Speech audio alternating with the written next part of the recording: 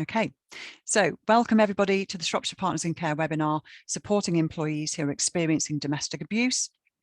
And we're going to now do some formal introductions before I hand over to our speakers. So we have Tracey Secker, and Tracey is the Enterprise Manager at The Haven over in Wolverhampton. And The Haven is a domestic abuse charity which was established in 1973. Tracey oversees the training department, supporting employers with domestic abuse awareness, training and policies. Tracey's career has been spent in various areas of business and supporting charities, and her current role entails setting up and developing social enterprises who employ the women, charity support and local communities. And Tracey's aim is to help as many United Kingdom companies as possible to introduce specific domestic abuse policy and provide awareness to their staff around the issue of domestic abuse. And Tracey wishes to advocate for workplace champions around domestic abuse to support disclosures from colleagues. The Purple Pledge campaign was launched last year to do this, and Tracey is now working with local organisations to achieve this, not only in the Wolverhampton area, but also across our areas into Shropshire and Telford and Wrekin. So thank you for joining us today, Tracey. And I'm just going to also introduce Niamh at this point as well. Niamh, I don't really know where to start with your bio. Niamh is the Director of the HR Department Shropshire, also Wrexham and Chester, and the Co-Director of the HR Department in Mid Wales.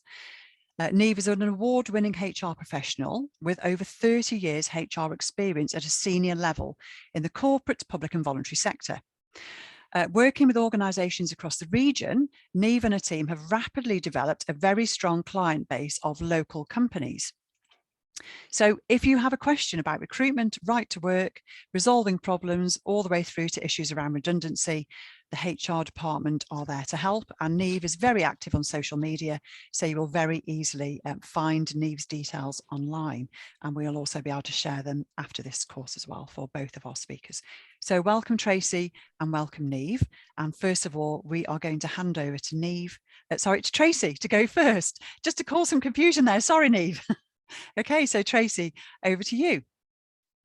Okay, thank you. So as I've been introduced, I'm Tracey from The Haven. If we want to move on to the next slide, just a brief overview of what we're going to be talking about today. I'm not going to go through each one of those because that was out when the marketing went out about the event today. So if we move on to the next slide, what is domestic abuse and who it impacts?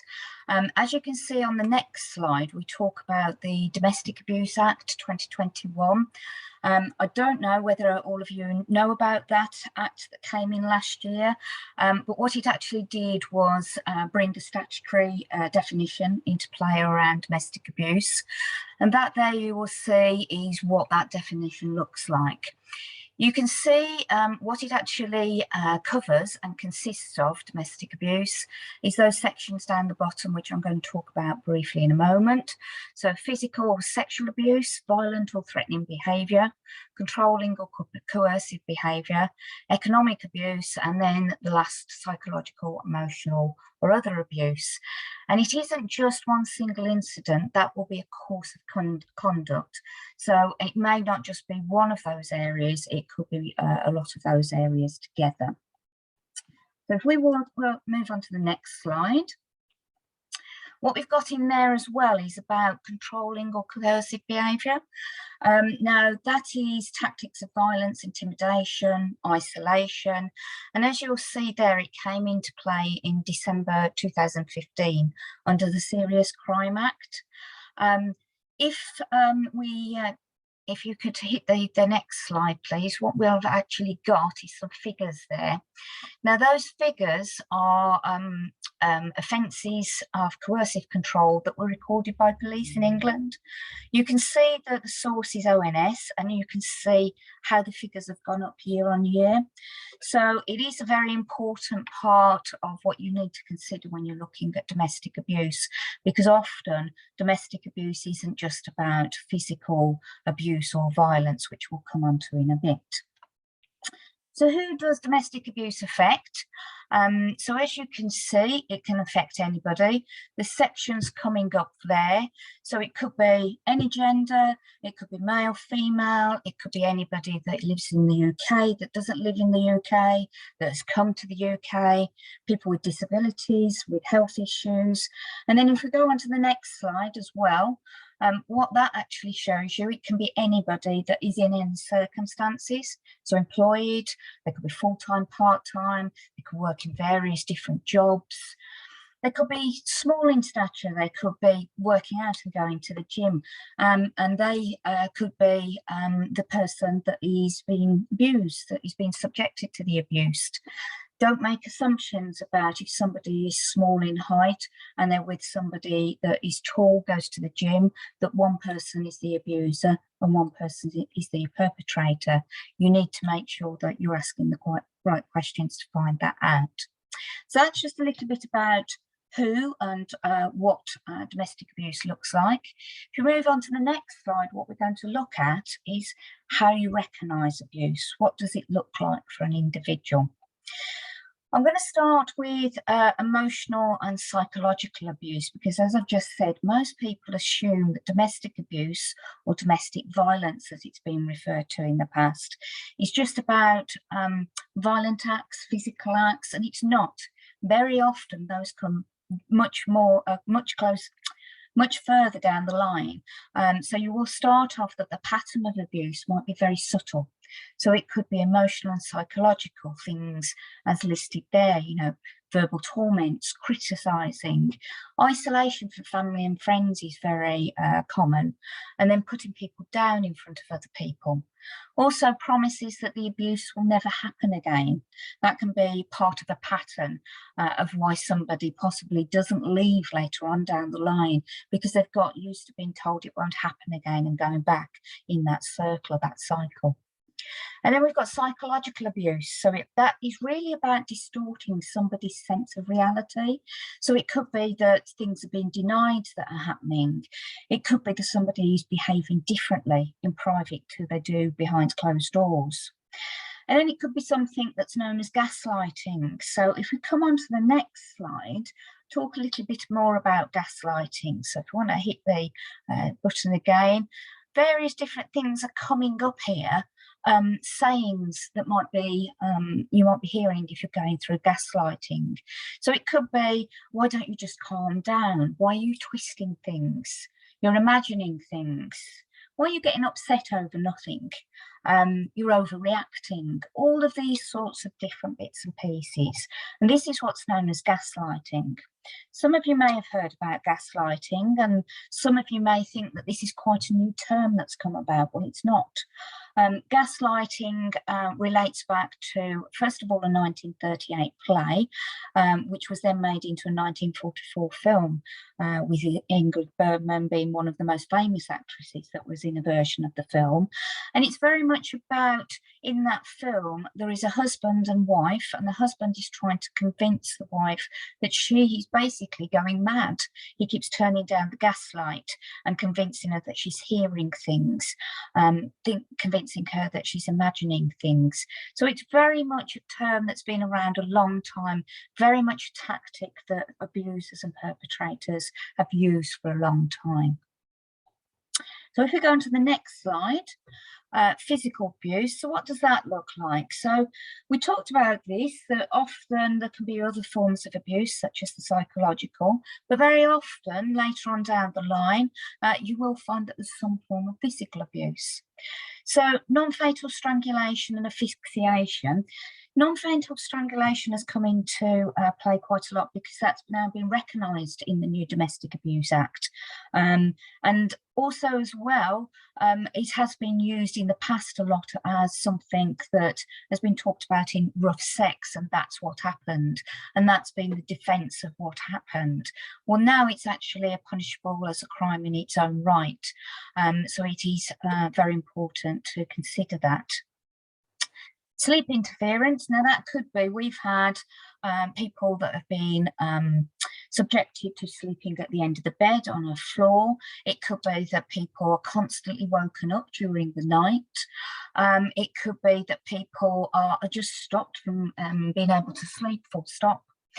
And this is something, if you're in the workplace and you are spotting signs of maybe somebody that looks tireder, falling asleep, and is linked with other things that you're seeing, you might be wanting to have those professional and curious conversations about, is there something else going on with that particular staff member?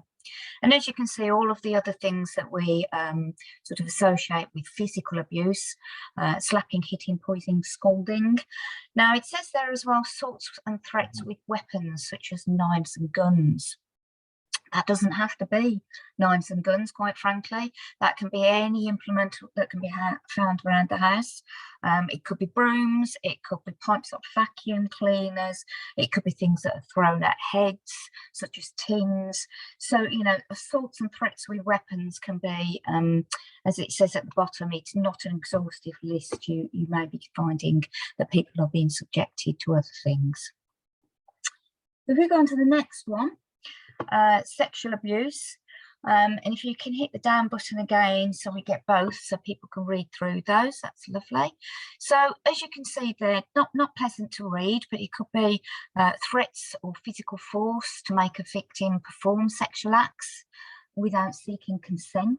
And that's the thing, without seeking consent, we all obviously over time have consented to sexual acts, but if you're being forced to do something, so forced into sex with other people, forced into pornography, forced into recording things, forced into having photographs taken and shared, it's all about that consent. But it could also be about rape. Again, that links to the consent, but is very serious act with obviously repercussions for that person on an emotional scale as well. So it links back into that emotional and psychological abuse.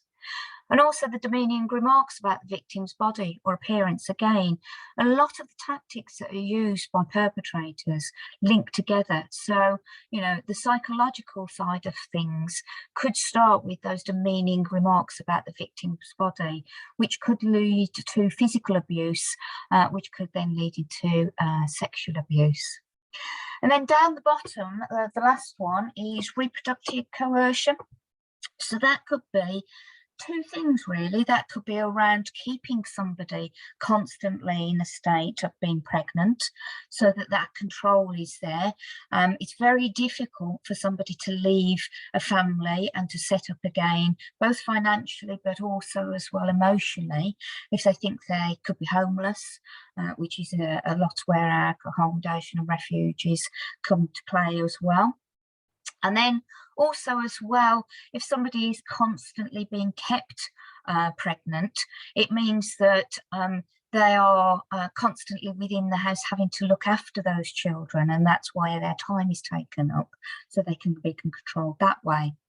The other side of it is actually when somebody gets pregnant and being forced on numerous occasions to have abortions, which we've had. And I'm afraid in our experience, the most we've come up against where one woman has been forced 7 times to have an abortion. Now you can imagine the psychological and emotional abuse that that person goes through. If they're being forced, it could be that they're promised that this is the time that we can start a family, and every time that control is there by that person saying, no, I've decided you need to abort the baby. If we go on to economic and financial abuse now, you can read through those, but as you can imagine, it's things around finances, it's things around jobs. So it could be preventing a victim from getting or keeping a job. It could be restricting or controlling a victim's access to funds. And down the other side, we talk about that could be bank accounts. It could be credit cards down the bottom there. It could be using a victim as a source of free labour as well. I was talking to somebody recently, a victim, where she had been working and bringing funds into the household, and her partner never did during the 7 years they were together. And it could be as well about controlling either victims' bank accounts or where they spend money. Again, this person talked about other forms of financial and economic abuse around she bought a car, which was in her name, she was paying the finance, but the other person was using it, her partner. Same with the mortgage, when she got to the end of actually wanting to leave the relationship, which had been abusive, first of all, emotionally and psychologically through those 7 years. She was stopped really because she couldn't sell the house. It was in joint names and he refused to do anything. He was refusing to pay any money towards it. So it caused various different problems. So that is a form sometimes that may, as I say, become part of a victim's life before they even realise that domestic abuse is happening. They're not seeing it because it's very subtle, along with the psychological and emotional. And then if we go on to the next one, which is technological abuse, something that often people don't think about. So this could look like anything from constant calls, text messages and messages online. The perpetrator could be publishing posts online which encourage others to harass and abuse the victim. It could be friend requests to family and friends on social media, or it could be harassing through their employer and client.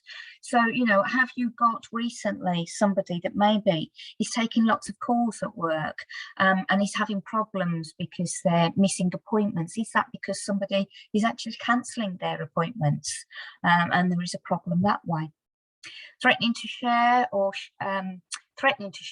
actually sharing intimate images, which again linked in earlier to this sexual abuse as well. And then giving children the latest tech gadgets. We find this very often if somebody has come into our refuge, come into our accommodation, our safe houses, and maybe the children have been given things by the perpetrator so that they can be spied upon, so that they can have a relationship behind the person's back because they can talk to them online. We talked about having access to banking and social media accounts, knowing the person's whereabouts and turning up unexpectedly. Now, this could fit in a lot around either having fake social media profiles so that they can stalk and harass somebody, or actually logging into things so that they can spy on people. Again, this survivor I was talking to the other day, when her relationship had broken down, unfortunately her laptop was still at the property, and the perpetrator had used the laptop, used her login details to actually go into Facebook and stalk her and find out where she was, post things about her and things like that.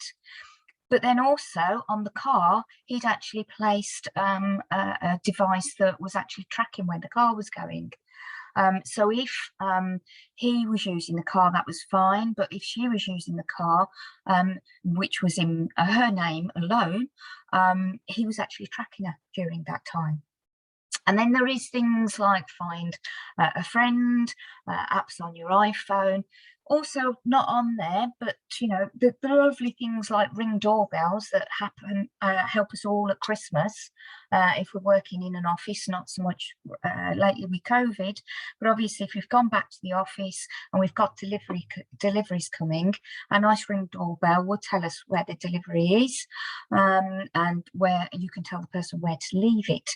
If you're a perpetrator, you can actually use those things to actually stalk and monitor and control your victim if somebody has turned up to the door, and consequently maybe accuse them of having affairs, of seeing family and friends when you're not supposed to be, or things like this. The last thing I wanted to talk about as well was actually when you've got hive products within your property. We have actually had people that have ended a relationship, an abusive relationship, and then found that for some reason, as soon as they go home, their heating isn't working. So their children and themselves are cold and they can't get the heating to work. When they've had somebody go in and look at it, it's because there's a hive product on there and somebody is actually switching things off within the house. Okay, so the next slide then, if we could do. What does domestic abuse look like then?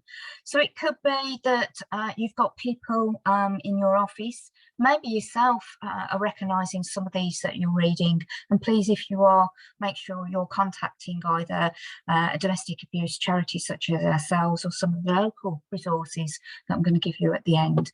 But are they tracking your time, appointments, who you're seeing, who you're talking to? Is there somebody, we're talking about in the care section now as well, is there somebody that is around all the time that answers questions for them? So is there somebody that is sort of answering things if you're in a meeting with them and they're constantly there all the time? Are they being discouraged about having relationships with family and friends? And this relates back to obviously that isolation. Do they appear nervous or anxious around a certain person? Do they not want to return home or to their room if they're in care? So if you're in a care environment and you've got a family member that's turning up, visiting, I think we can do that now. I've worked in care and I know we couldn't at one stage, but I think we can now. So are they then not wanting to go back to their room with that person? It could be as well when we've put about not wanting to return home. If you're in a work environment and towards the end of the day, somebody always gets quite anxious about having to leave work on time, that might also be a possible indicator that there is something going on, that they're frightened of their partner and not getting home on time or not getting outside to get that lift because the person is outside waiting for them. Do they get humiliated, criticised by maybe a partner? That could be a family member as well. That could be a friend, because, you know, abuse may be happening in different ways. And we talk about at the end resources around abuse for child to parent and things like that. So think out of the box. It may not just be female to male. It may not just be male to female. It could be other things that are going on.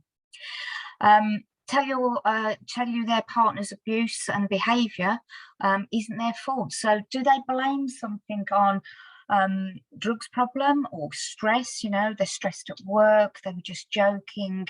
Are they minimising things when they talk about things? And then the next slide, if we can go on to that, talks about particular things at work that you can relate to. Those things can relate at work, but it could be family and friends that you're looking at, that you're recognising some of the things on the previous slide. So particularly at work, do they arrive late? Do they want to change their hours? Are there frequent unexplained absences from work? Spend a lot of unusual hours at work, and that's where I said sometimes people don't want to leave to go home. Has there been a quality of work, a deterioration showing? Now, these things, if you read them through, not one thing on their own will go immediately, this is domestic abuse. But if you are seeing some of these things, do you need to be sitting down with that person and saying, are you okay? Do you want to chat? Is there anything that you want to talk about that's happening at home? You know, it could be regularly being unavailable as well for virtual meetings. Think about that, because obviously a lot of us have gone back to hybrid working. So it could be that, you know, there's issues or has been issues with virtual meetings, and now the person used to work within an office and are telling you they can't return back to work. Is that because the partner is at home telling them that and controlling them? You can see the other bits and pieces, and I know the slides are going to be available so you can read through these a bit later. So if we go on to the next section, which is how to respond. What is your role as the employer? How do you respond?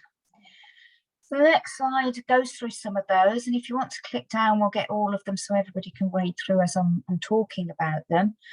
It's basically about listening, believing and supporting, but how do you do that? So the first thing is, if you are back at work, have you got a safe space where somebody can talk to you? If you're not back at work, is there a safe space somebody can talk to you? And that may not be online, that may be that you're actually arranging to meet them in the office where they wouldn't normally be, or in a park, in a cafe, somewhere where somebody feels safe, where the perpetrator isn't with. And then do they want to meet with somebody else present, because they're going to find it difficult to talk about their disclosures and what they've been subjected to. Asking open questions, so show the person that you understand, aim to have a supportive conversation, don't judge or blame, and we'll come on and touch on very briefly on victim blaming a little bit later in a couple of slides. And then don't bring your feelings into the conversation. Obviously, it is very difficult to be thinking, well, why don't they leave? I wouldn't do that. So what you're wanting to do is to use language that is supportive, as we've put there. Take them seriously. Listen and believe them as victims. Often they will have been told that nobody is going to believe you, nobody's going to take you seriously by their perpetrator, by their abuser, who may be back at home waiting for them. Trust what they say. And then we've just said language is very important. Tell them that it's not their fault. Domestic abuse is always, always, always the responsibility of the perpetrator. There may be other things that come into the mix of things that have happened to them as a child, or things that are happening to them currently.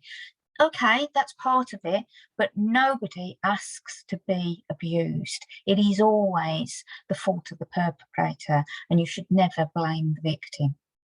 So if we come on to the next slide, a bit more on listening, believing and supporting. We said don't judge. Don't ask why they haven't left, or judge their choices of things. Don't sort of intimate, well, if it was me, I wouldn't be with a person like that. You never know what's going on for somebody, and unless you are walking in that person's shoes, you can never fully understand what is happening for them at home. Avoid pushing them into revealing domestic abuse. It's everybody's want to help. And if somebody comes to you and starts to talk to you, it's going to be your want to actually know everything and see whether you can fix it right there and then. Respect their choice. They may just want to share with you at this particular point in time a very small part. That may lead then to another very small part and another one. So what you need to be doing is just listening to them and giving options, but don't judge, don't push, don't force on them something that they may be sort of disclosing to you for the very first time and finding it very difficult. Remind them they're not alone. We'll come on at the end, and I know Niamh's got some resources as well. There is a lot of local and national resources out there.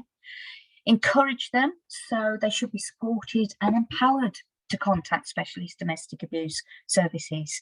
So give them those tools, give them those numbers, give them those details, but don't say, I'll do it for you, because it's their choice again. Respect their choice. And then give them time. Acknowledge how strong they've been in their choice, and that they may change their mind.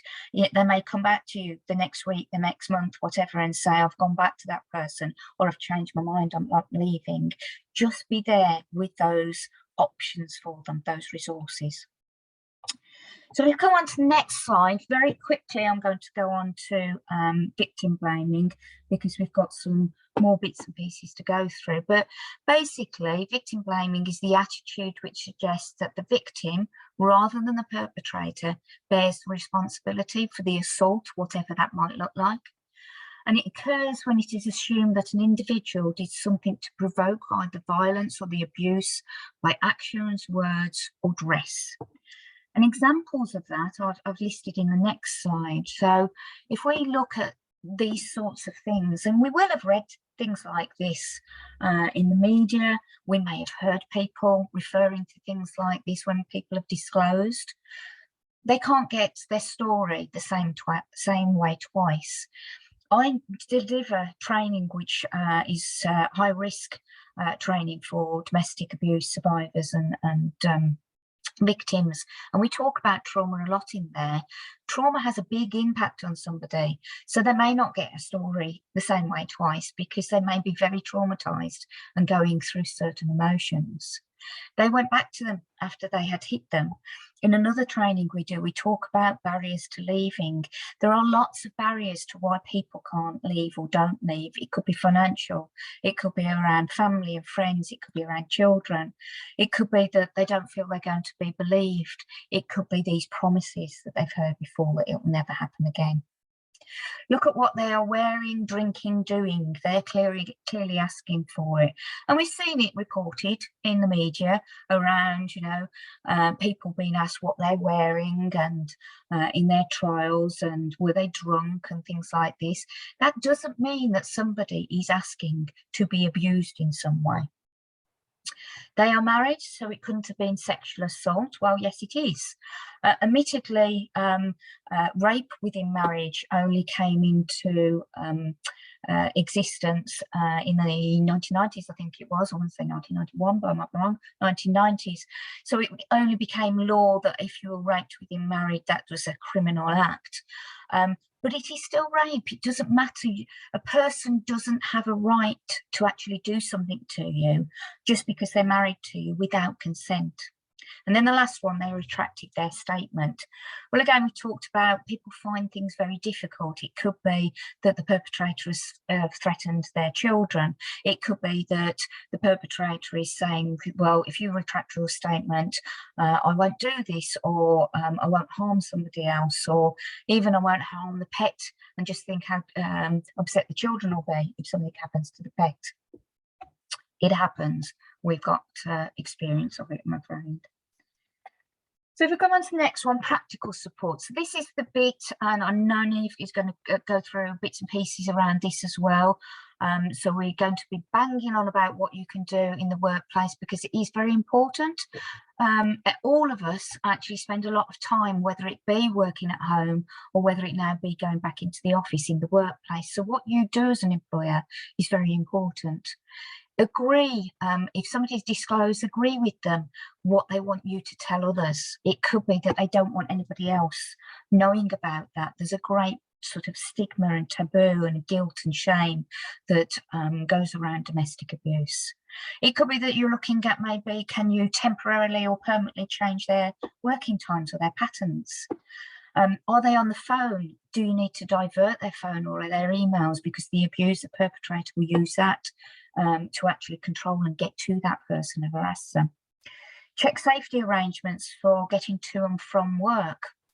You know, is the car park on site if they're based at a building, or do they have to walk? Is that going to be safe? All of these things consider on an individual basis. Move the employee out of public view. So, you know, things like hairdressers, shops, things like that. Is somebody able to see that person all the time? Do they need to be moved at all? Keep a record of any incidents of abuse in the workplace. That could be phone calls, emails, visits to the employee at work. We've talked about safe spaces, and then work with specialists to support on. And as I say, there'll be quite a lot of those resources at the end. So if we go on to the next one, what else can you do? Well, ensure your staff are trained. Everyone needs to have an understanding of domestic abuse to be able to recognise it, respond and refer. Number of times I've been into employers and I get told, we don't have any problems here. The minute I start to do training, they've got half a dozen disclosures coming through, because people don't want to say, you know, you're not going to walk into your employer and your organisation and the first thing you say to somebody is, oh, I went through this last night. You're going to hide it. You're going to try and be that strong person, because you could be in a position where you feel that you've got to be that. So if everybody can recognise and respond and know how to refer, that's going to make disclosures a lot easier for people. Do your staff know how and who to report any concerns to? And that links into your policy as well and your procedures. You know, do they know that they go to person X to actually talk? Or do they know there's something online that is part of the intranet that you can actually disclose without giving any details? You know, what are your policies? What are your procedures? Also as well, sure, Niamh will talk about this, do they link into other policies and procedures. So you're safeguarding your health and safety, your well-being. If you've got things like modern slavery and stalking and harassment, all of those policies need to draw together so that they're all supporting each other. Encourage the employee to contact their local domestic abuse services via the safest form of communication. Many of us within the sector have things like WhatsApp, we have things like emails, we have online chat. So whatever is going to be safe for that person, make sure that you're giving them all of their options again. Have details, as we said, of local and national services. And those details don't just need to be sort of in one place. They could be on notice boards, but you could have leaflets around. You could have discrete items, which we've done with NHS staff recently to give out to clients that they're seeing with telephone numbers on. It could be posters, very good to put on toilet doors, male and female toilets, with local and national services, and then staff intranet we just talked about. Okay, so resources. So we've got about 10 minutes, so we can go through those and then have some questions as well. So if we go on to the first one, Shropshire Domestic Abuse Service, fantastic set of people. We're currently working with them, one on rolling out training and making sure all of our training within Shropshire, Telford and Wrekin has them as a contact, but we're also doing some high risk training with them. I've met everybody that does these services and it is a fantastic set of people. They do a lot of things as well about supporting in the community. So you'll see some of those groups there are actually things that can happen in the community. And then support the survivor network as well. I've got a couple of survivors within Shropshire that I am working with on that. And again, there is a lot of different things out there. So that is one thing. And then if we go on to the next slide, that gives you some more resources in the local area.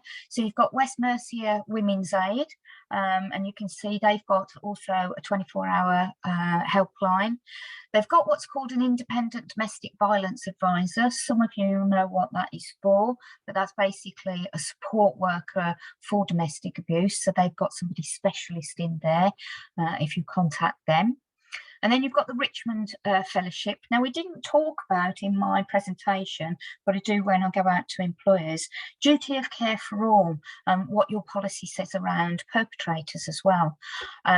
Because perpetrators are parts often of your employees and you won't know about it, you may find out about it, but if you do and it comes to light, how are you going to support?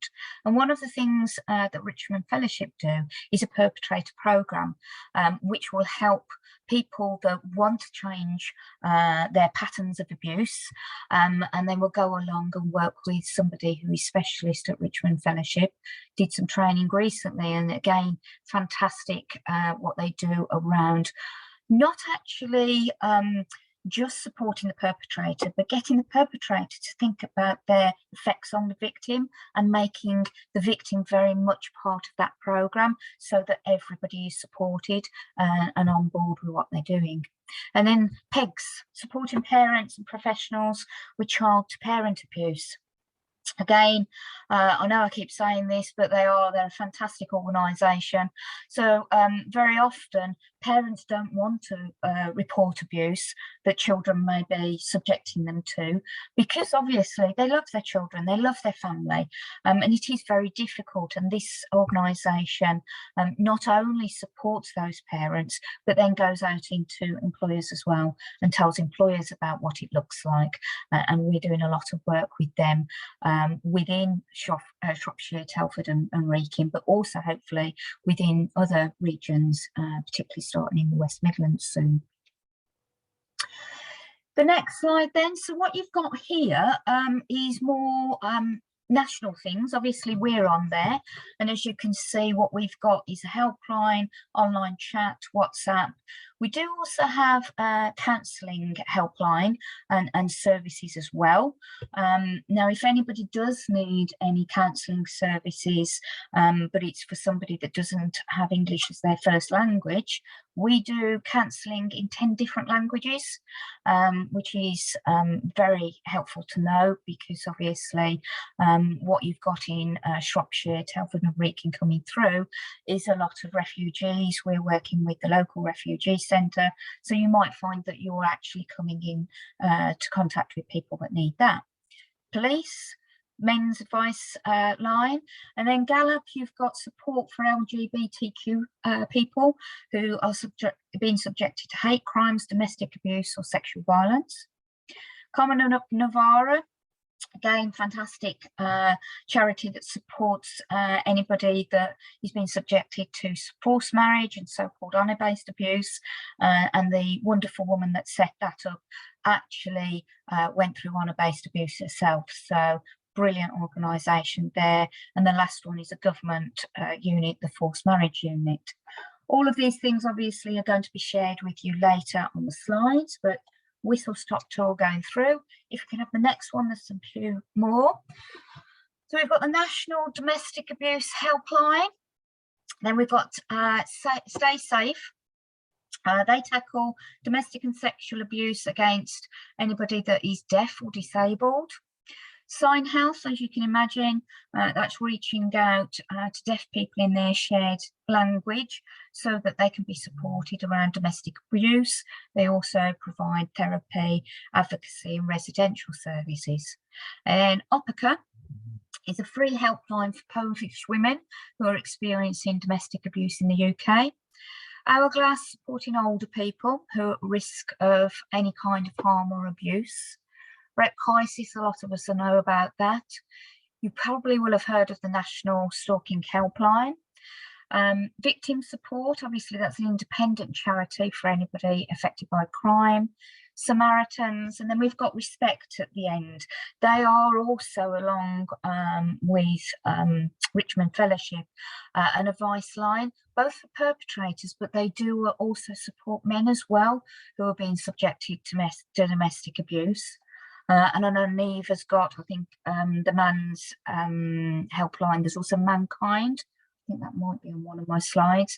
They also support male victims of domestic abuse. If we go on to the next one, there we go, Mankind Initiative. I knew it was on one of them. So we've got Stonewall.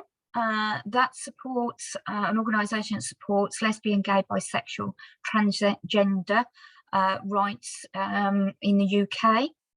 Got the Traveller Movement. There is a lot, and we do a whole different training on that. There is a lot of domestic abuse and abuse within the traveller community, and that's a charity that supports, advocates and works with Gypsy, Roma and traveller people.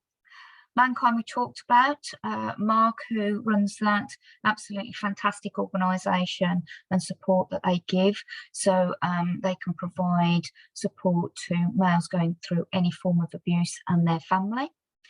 And then Survivors UK, a charity helping again sexually abused men as well as their friends and family, so quite a lot of there for all different people to access.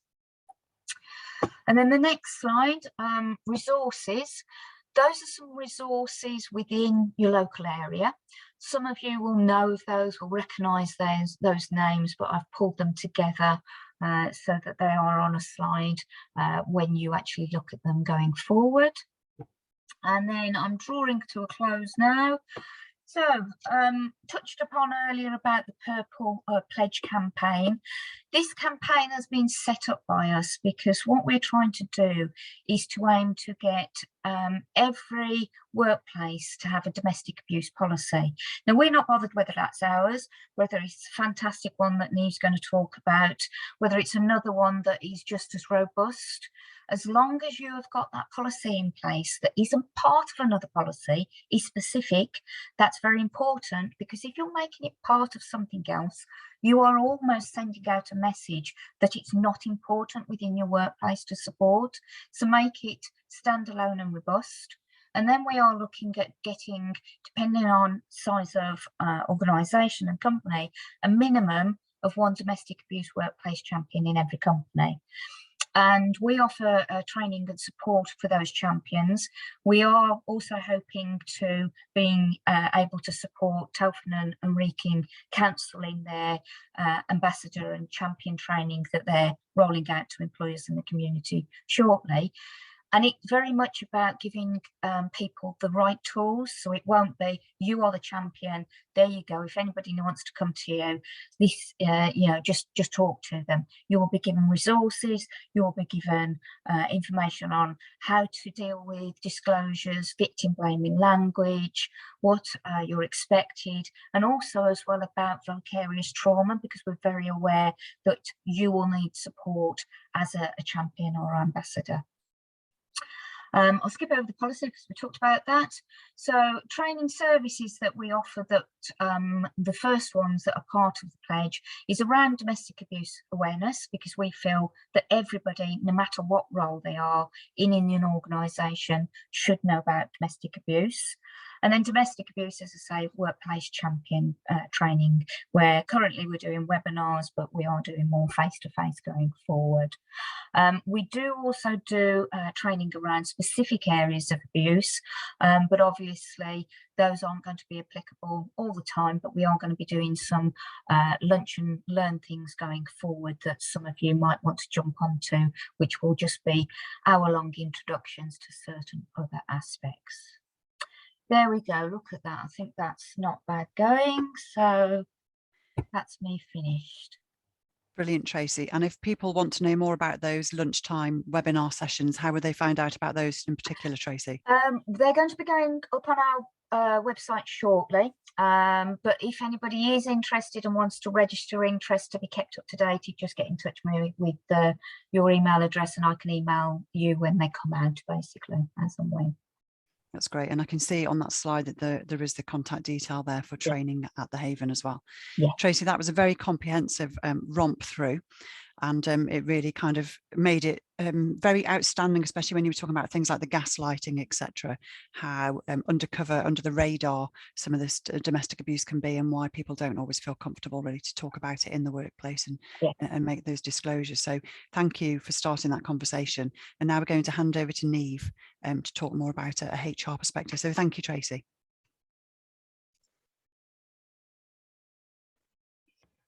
Thanks, Karen. Next slide, please. So I wanted to talk to you all, first of all, about Sharon's policy. So in 2020, the HR department, because we're a franchise partnership organisation, so I'm obviously, as Karen said, based in Shropshire. I also cover Wrexham and Chester and Mid Wales. And there's about 80 of me around the country, all the way from Scotland, all the way down through Wales, south of the UK. We also have colleagues in Ireland and Australia. I don't know why Ireland and Australia, but Ireland and Australia. So I live in hope that someday I'll get seconded across to Australia, you know, for a week or so. But in 2020, because the HR department is such a large group of independent HR consultants, we were invited to contribute to the government consultation around workplace support for victims of domestic abuse. And Tracey's already mentioned that. And one of the things that we suggested was that a policy signage and education was needed, particularly for small and medium-sized enterprises, to demonstrate and provide support that the employees who are suffering from domestic abuse would get that support. And we were engaged by the Domestic Abuse Alliance and EIDA, the Employers Initiative on Domestic Abuse, because they were working with a lady called Sharon Livermore, who is a director with Cameo Recruitment. Now, the reason why all of this is important is that Sharon herself is a domestic abuse survivor, and she was very keen that HR and recruitment and any of those of us in professional services who provide that kind of support to employers would be leading on providing something concrete and useful to employers to use as a policy along with guidance notes in their own areas. And that's why it's incredibly important that, and Tracey has said this a couple of times, it's all very well and good having the conversations and so on, but you do need that concrete support for staff. They need to see something. We don't all learn and pick up information in the same way. And some people will pick it up because, as Tracey said, they've been signposted somewhere or they've seen a leaflet. And some people, despite what you may think, some people do actually read HR policies and procedures from cover to cover. So one of the things that Karen will send on, along with a copy of the slides, is a copy of what's now known as Sharon's policy, which we provide for free, along with guidance notes for employers, because I do accept that with the best will in the world, it's great to send out a HR policy, but if you're actually trying to implement it and you don't have a clue, then guidance notes can be very helpful. So can we go on to the next slide, please, Karen? Because I don't want to spend a huge amount of time going back over the stuff that Tracey did. So I do want to talk very briefly, and in some slides we might just say, and this is in additional to what Tracey has said, but I do want to explain why we think that domestic abuse is a workplace issue. Explore a little bit of the ways that you could recognize signs of abuse, and that's just reinforcing what Tracey has been saying earlier on, and again reinforcing some practical tips on having difficult conversations. Again, looking at practical support you can give, a couple of pieces of information. As Tracey said, by the time you get all of the slides, you'll be ate alive with information. So what we hope is that you'll actually use it, hence my putting in, and then finishing with an action plan for you to implement. Because let's be honest, we have all been on sessions and gone, that's a great idea, and then we've done nothing about it. So we really want you to go away with your action plan of what you're going to do. Going on to the next slide, please, Karen. So what we're not talking about, and I think this is really very important, and actually I'd go so far as to say it's the same kind of approach that we would take if we were talking to people about their mental health and well-being. What we're not asking employers to be is a counsellor. That is a very important role. It's a trained role. Tracey has already given lots of examples of places where you can access counselling or signpost people for counselling. But having a difficult conversation is not about becoming a counsellor. The conversations are difficult for you as well as the individuals, and you might need some support to manage your own emotions. And again, and I say this as a HR professional, there is a fine line between empathy and sympathy. Sympathy is where I'm acknowledging that there is an issue, but I am not taking on board the responsibility for the abuse or the issue or whatever it might be. So be careful there. This is about having difficult conversations with an end result of trying to provide whatever help that person feels they need. It's not about taking over the responsibility of dealing with it. And I think that's an important point. And I know that Tracey also said that. Can we go on to the next slides, please, Karen? And again, this is important, and Tracey mentioned it as well. We refer to she and women, or whatever gender people want to identify with, because that's more typical, but it does also affect men as well. And, you know, I think it's one of those last taboo subjects, really, domestic violence, and particularly male domestic violence, as in domestic violence inflicted on men. And I think it's changing now. The way that we speak about these things is changing in the same way as we now are starting to feel more comfortable about talking about our mental health. In particular, men are feeling more comfortable about talking about their mental health. And if the only action that you take away from this today is that you're going to try and create a workplace where people feel more comfortable about being able to talk about these things, then that's a fantastic action. So in our zeal to make sure that we cover things, we need to remember it does affect all genders. Okay, and next slide, please, Karen. I'm racing through this. So why do we think it's a workplace matter? because research shows that 75% of those who are suffering domestic abuse are targeted at work or traveling to work. And that could result in somebody being late or having to go early or not having their mind on the job, all these things that we as employers are very fixated on. And the TUC, Trades Union Congress, highlighted that 40% of those who experience abuse are prevented from going to work. And that gives you, as an employer, an additional level of unplanned absence. And of course, worst case scenario, an employee who has suffered physical abuse may have to take more time off work to allow injuries to heal, and inevitably performance will be affected. So as employers, we want our teams to perform to the best of their ability, and ignoring a cause of underperformance or absence can damage the team. And I don't think I'm telling you anything you don't already know, that people's perceptions is very important here. If people perceive that somebody is off work and isn't being dealt with, then that does have that knock-on effect. So it's really important that we understand that as employers, we do actually have a statutory duty of care for the health, safety and well-being of our employees. And we need to be very clear about stating and being seen to state that we have a zero tolerance for domestic abuse. Can we go on to the next slide, please, Karen? And again, Tracey covered this in great detail. And I just want to remind you that domestic abuse is about the perpetrator having power and control. Abusers are careful about where and when abuse takes place. And it's important to note that, you know, we're looking out for changes in people's behaviour. Thankfully, not all changes in people's behaviour are about domestic abuse, but it could be, and that's the point of this session. Can we go on to the next slide, please, Karen? So how would you recognise signs of abuse in the workforce? Tracey's gone through this, but there are a couple of things that I'd like to bring that are workforce specific, okay?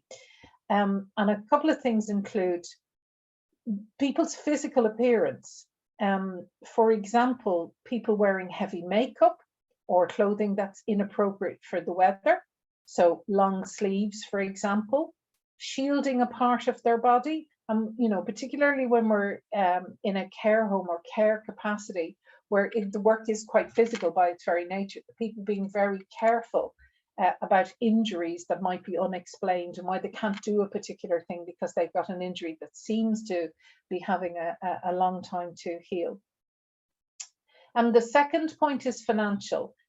Now, I do accept that we're doing this seminar in the context of people having an awful lot of financial difficulties anyway. So as a general aside, I would be saying to employers, be very careful about cultures in your organisation of constantly being expected to contribute to birthdays and to leaving gifts and to anniversary gifts and things like that. Some people are really struggling. And so whether we're talking about a domestic abuse or not, financial circumstances is actually something you should be aware of as employers. Similarly, not, you know, when it's their turn to buy a round of tea or something like that, and people sort of saying, oh no, I'm fine, I won't have anything. You know, literally, if people are struggling to have the pound to get the cup of coffee out of the vending machine, that could be an issue. Tracey also talked about the psychological and emotional impact. People who have been previously quite self-confident, lacking self-confidence and putting themselves down. And again, Tracey also mentioned self-harm marks and people who might appear to be depressed, people who come to work very early or stay later with no real excuse, people who are anxious to leave work on time. And again, there doesn't appear to be an explanation as to why that might be. Sudden changes in performance. And one that I picked up in a previous work life was somebody who was getting gifts from an ex-partner that would arrive. Like every week there would be a bouquet of flowers. And I have to be honest with you, my initial reaction was, gosh, aren't you so lucky that you're still friends and they're still sending you flowers? And I had no idea that this person was stalking them. And so that was an incredibly unhelpful comment from me, which I hadn't intended. But of course, what I should have been looking at was, that seems a bit weird, you know, maybe that I should give that person an opportunity to have a chat with me. Can we go on to the next slide, please, Karen? So let's have a look at some practical tips on having difficult conversations. And what I've done here is we've collected some scenarios. If we could have the next slide, please, Karen, just so that we can remind people about the practical tips. And Tracey's gone through this already, so hopefully my slide will just remind you.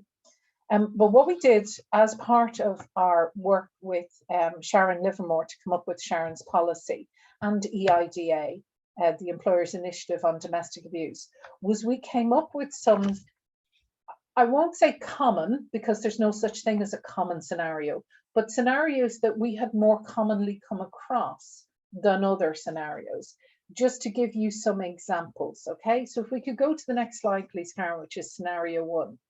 So the employee disclosure. The employee has been absent for 2 days and returns to work with her arm in a sling. And again, just reminding you, we can be talking about men here as well, but I've chosen to go with women just to complete the slides. You're the employer looking at her absence record, and you can see there's been a number of accidents with excuses which she's put down to her being clumsy. And when she walks in, you think something is different.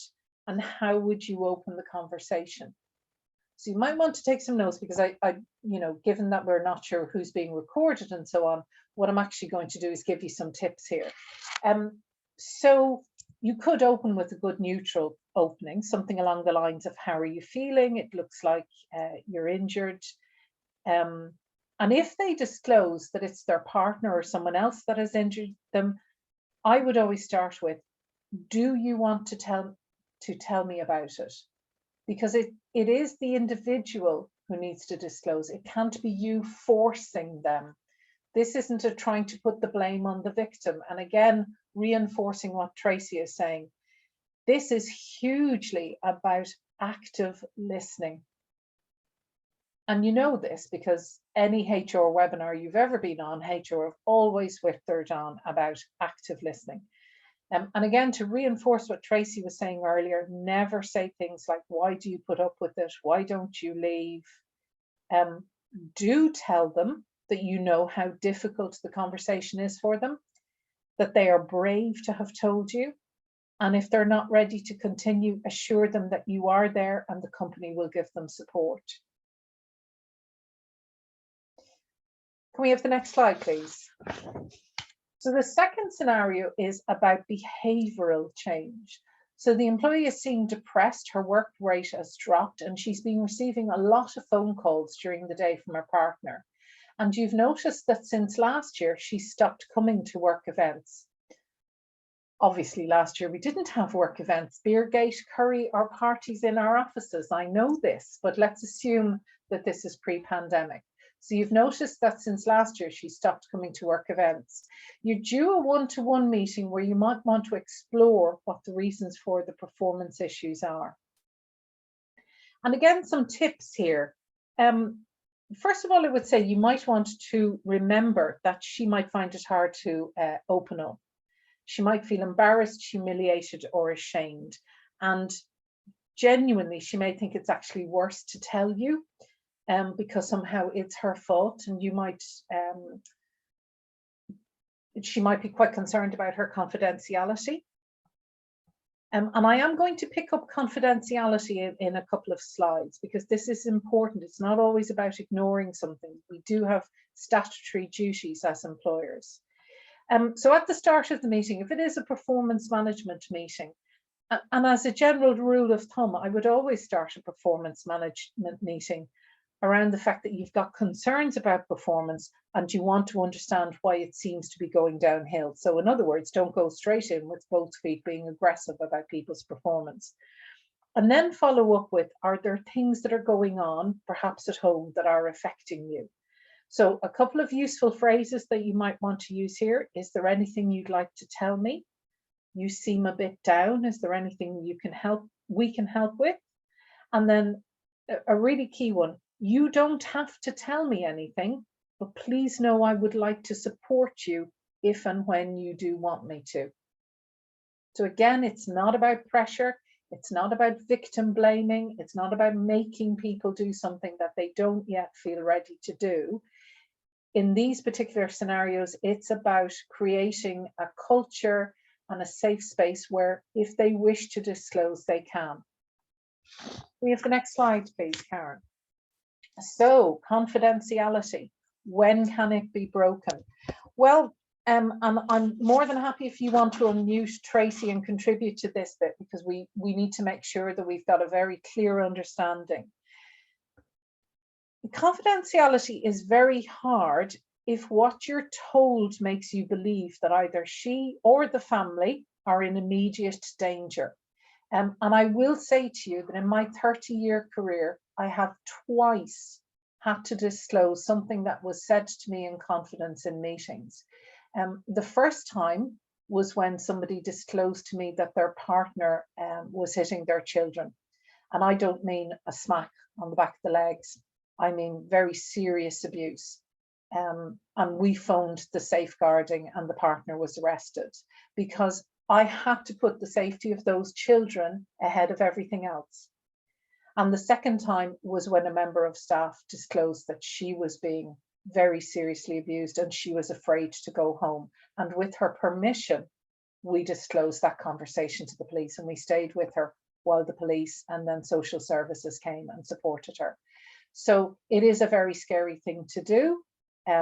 In the first case, I didn't have the individual's permission to disclose to safeguarding, but the abuse of children takes priority over everything else.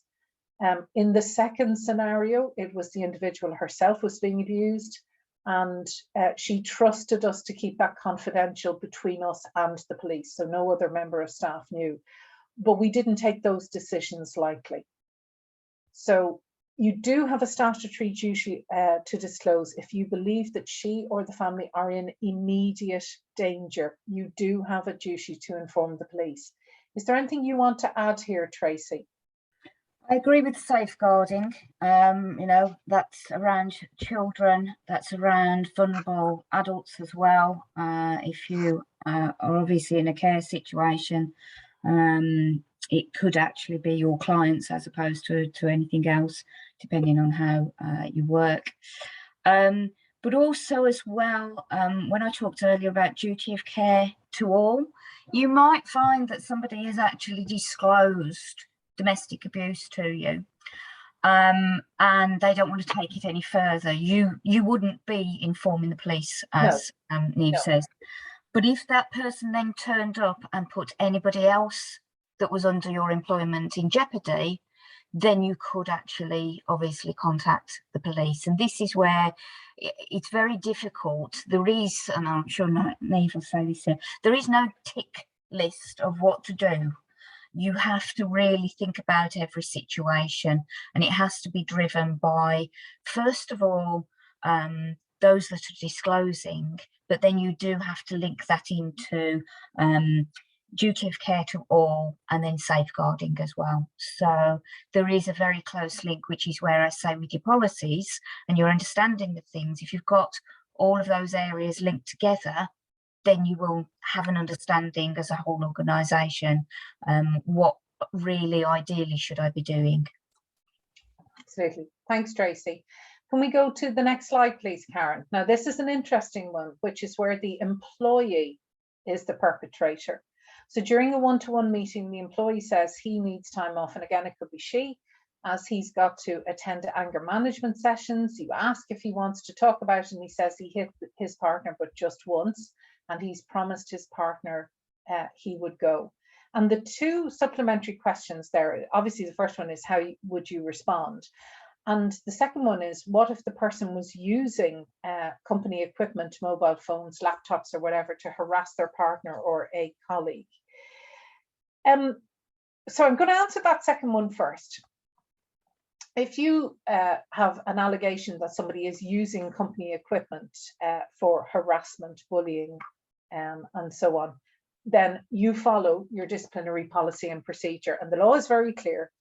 You investigate, people have the right to be told what it is they're accused of. They've got a right to a fair hearing, which means they would be accompanied by a trade union official or work colleague, and they've got a right to an appeal. So you follow the correct process, and you probably could dismiss on the grounds of gross misconduct.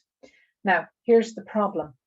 If the act was outside of work, you don't have grounds to dismiss unless it's going to bring the company into disrepute. And by that, I mean, they're not appearing on the front page of the Shropshire Star. If they are appearing on the front page of the Shropshire Star and it says Niamh Kelly, who's employed by the HR department, is accused of X, then the first thing I do is pick up your phone to your HR supplier and have a conversation with them, because that could potentially be bringing the company into disrepute. The individual, and this is a really difficult one, and I'm really glad that Tracey popped in a moment ago about the duty to disclose, because the difficulty here is the perpetrator could genuinely be trying to work on their issues and should be given appropriate support as well. And that isn't me saying because it's a victim problem. I'm saying there's two parties to this. And I am saying that in the very clear understanding that you start from the point of view of understanding and accepting that what the victim is saying is true. From an employer point of view, though, if somebody disclosed to you that they are the perpetrator, it doesn't automatically follow that you would immediately go through gross misconduct. I will say, though, in the care sector, you would need to have an honest conversation with them very clearly. Are they involved with the police? Is there a safeguarding issue with vulnerable adults or children that you're supporting? So first thing I would do is pick up the phone and speak to your HR advisors about this one. Can we have to the next slide, please, Karen, because I'll wrap up fairly quickly. I'm conscious we've got questions that we need to get in. So having a look at some of the practical support the company may be able to give, let's have a look. So a couple again of scenarios. Next slide, please, Karen. The employee is still with the abuser. So what practically can you as an employer do? So you've had the difficult conversation, but the employee is still with the abuser. So a couple of the things that Tracey brought up, she might be leaving the home. She may need time off to find somewhere to live.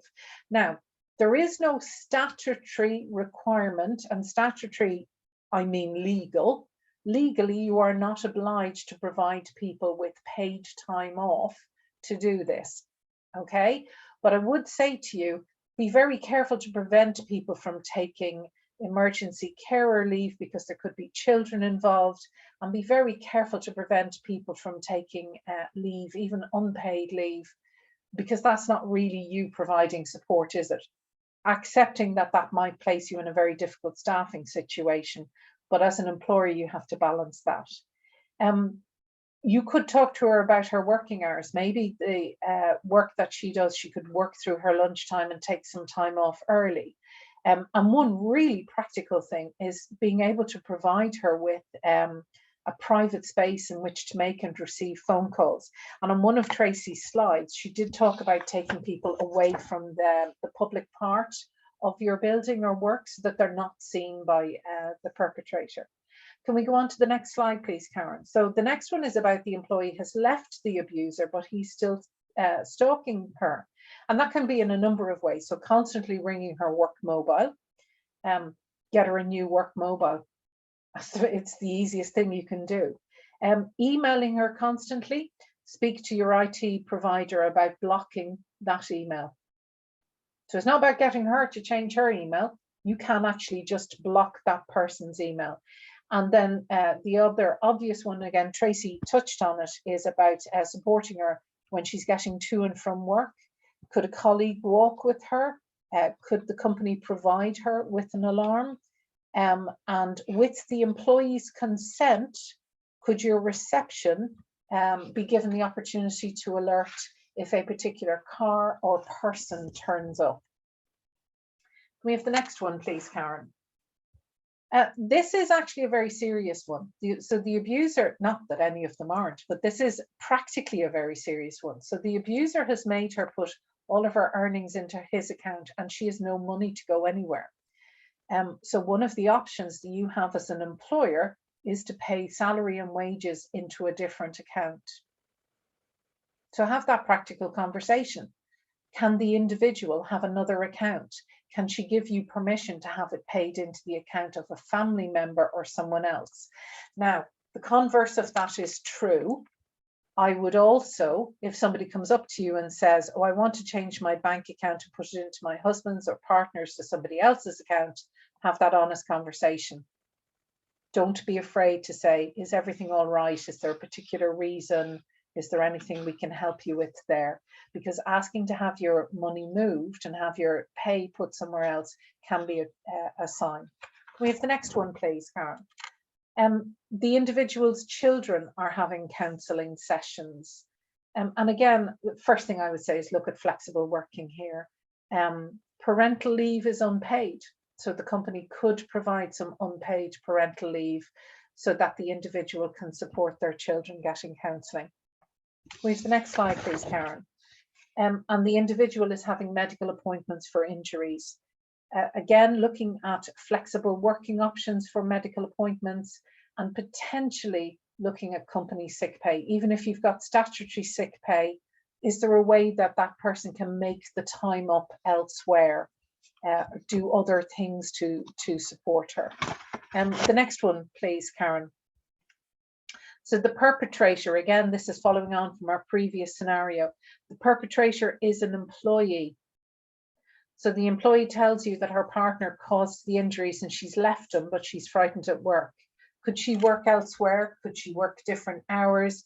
Could you ensure that she's not working alone or in an isolated area? And of particular relevance for care homes and care in general, the chances of being able to put somebody in a place where CCTV is very obvious can be a real deterrent. And so this is one of those times when you having CCTV to protect your clients could end up protecting your staff as well. Can we have the next one, please, Karen? So Tracey did mention this, an awful lot of us, and I do appreciate in care homes, this wasn't really an option, but for some of you, they may be continuing to work from home or being hybrid working. So how can they tell you that there's a problem? Well, next slide, please, Karen.